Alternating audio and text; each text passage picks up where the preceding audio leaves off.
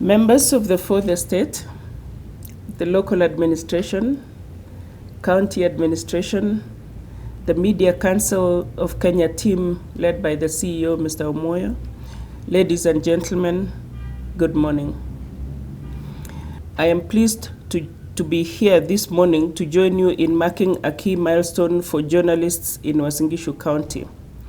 I will start by emphasizing the central duty of the media in informing, educating, and entertaining the society.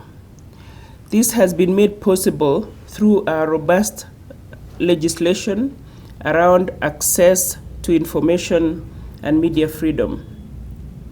Our Constitution has created an enabling environment that has granted Kenyans and the media the right to information, especially on matters of national interest. Further, the Kenya media landscape is currently undergoing significant changes, both in terms of structural adjustments, arrangements, and professionalism occasioned by the expanding digital space and the COVID-19 pandemic. Ladies and gentlemen, the media industry in Kenya, just like other developing countries, faces certain challenges in their day-to-day work. Issues such as lack of office space and appropriate tools have affected production of high-quality journalism by media outlets. This therefore calls for the establishment of a supportive environment for the emergence, development, and continuance of media organizations in providing relevant content that informs the public, holds power to account, and enables participation and dialogue. Members of the press, despite the vibrancy of Kenyan media, several challenges abound. Many of the grassroots media outlets, for instance, do not have proper operational basis, with some operating from makeshift newsrooms. This has compromised journalistic standards and safety of journalists. We are cognizant of the great impact of the COVID-19 pandemic on the media, with many of our journalists rendered jobless because of dwindling incomes by media houses. In addition to the devastating effects of the pandemic, journalists across the country work under harsh conditions, including a lack of appropriate equipment, safety gear, and conducive working space, in addition to means of movement. Moreover, the closure of offices of several media houses have forced many journalists to be operating from cyber cafes, hotels, and even social places, something that has exposed them to many risks and in turn hampering performance of their duties. The Ministry of ICT, Innovation and Youth Affairs is committed to supporting our journalists to overcome some of these challenges.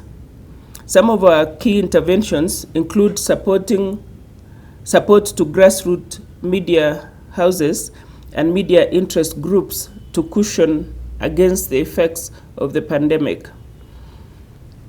The ministry is committed to supporting the Media Diversity Fund as a way of enabling the industry to respond to current financial and professional constraints faced by the media industry. We acknowledge that media business is a very expensive investment, and as such, the operating environment must be made conducive to allow the sector to play its role in the democratic processes. With nearly 200 radio stations, 85 television stations, 100 print publications, and 200 media outlets, the media industry in Kenya is a big contributor to the national economy and a big employer. and thus should be accorded the necessary support.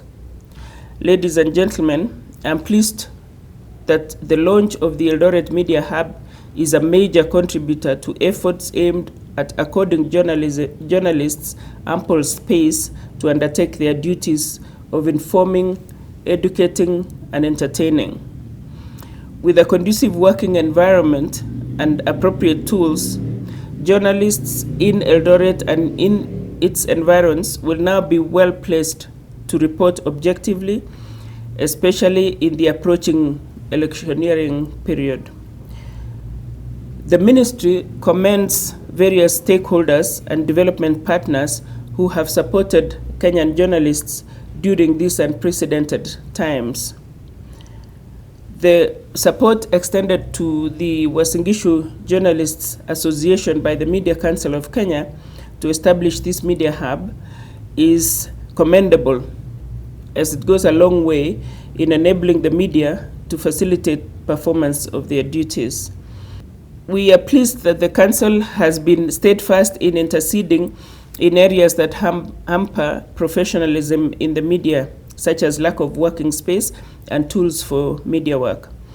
I'd like to assure the media in Kenya of the Ministry's support to press freedom and in creating a conducive environment for media operations.